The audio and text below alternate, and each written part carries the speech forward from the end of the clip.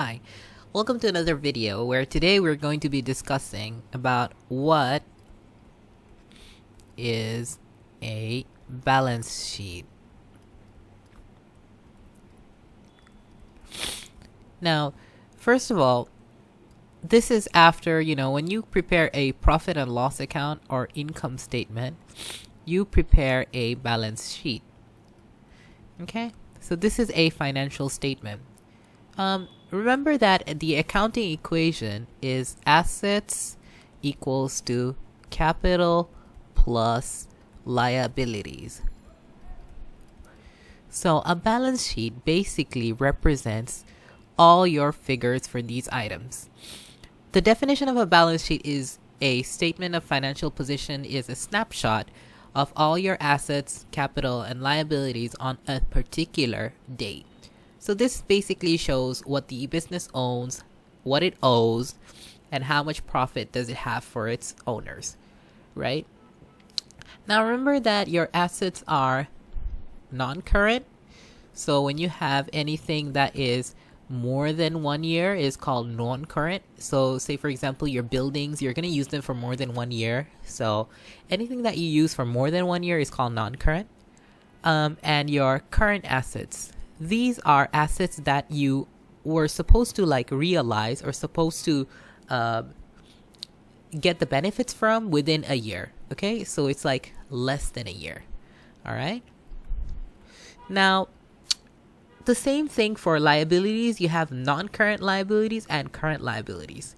Okay, so a statement of financial position. First, what you have is you have the name of the entity over here. You've got the name of the entity. You've got your details, and you draw 3 columns. Now, the reason why you have 3 columns is you have the cost column, you've got the depreciation column, and you've got the net book value column. Okay? Now, we'll talk about this later. This is not that important, so don't get yourself complicated. Okay. Now, notice that you start with your accounting equation, which is your assets. So just write it out for over here. Non-current assets. Okay. Give some space. Write your current assets. And then you've got your total assets. Okay. So one side of the equation is done.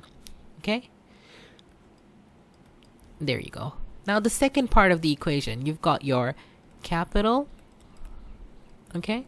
And then you've got your different types of your liabilities, which is your non-current liabilities,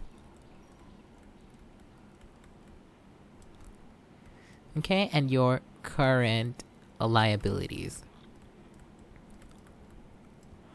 Right, so this is the basic format of a balance sheet. So this is your total capital and liabilities.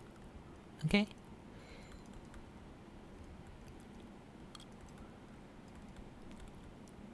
Now, in accounting, right? Most of the time you try to match your both sides. So this side, your asset side, and your capital and liabilities should be equal. Okay. Now, let's talk about your current assets, non-current assets. So non-current assets, say for example, you've got your land. If you've got only one value, you put it in the final column, okay?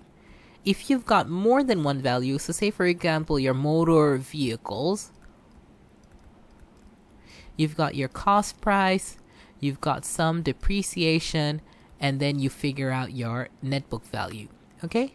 So if you don't know what depreciation is, you can skip it for now and you can go back to a topic later.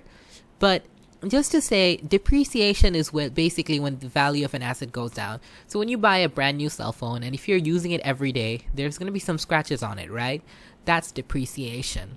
Means decrease of value of an asset, which is very normal. When your current assets, you have your inventory, your trade receivables, and your bank. Notice one thing, they're ordered in the sequence of liquidity. Liquidity means how quickly you can convert something to cash. So we consider inventory as the least liquid asset because, say for example, if a shop has a lot of Mercedes-Benz in it, until they sell those Mercedes-Benz, they're not getting money for it, right? That's why it's called illiquid. Now, bank is the most liquid because you have actual physical cash, right? So it takes very less time. So it goes from least liquid to most liquid. That's how you sequence it.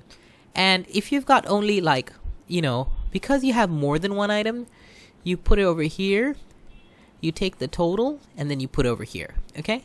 Then you add all your third column items. Okay, you've got your one for non-current over here. You'll get one for your current assets, and then you get your total assets. Now, for capital, you've got your opening capital, your profit or loss for the year, and then you've got your drawings, basically if the owner took anything out, and then you get your closing capital. Okay, so you've got your here x. This could be either a plus or a minus figure. Minus figures in accounting always in bracket. And then you've got your closing capital. So capital means how much the owner invests in a business. So opening capital means how much he started investing, how much profit he made, and whether he took any money out of the business. Okay. Then you've got your non-current liabilities. Basically, if you've got like a loan for more than 1 year, okay, you can put it over here. You've got your current liabilities, which is your accounts payable. All right. And if you owe any expenses. Okay. You add all your accounts payable.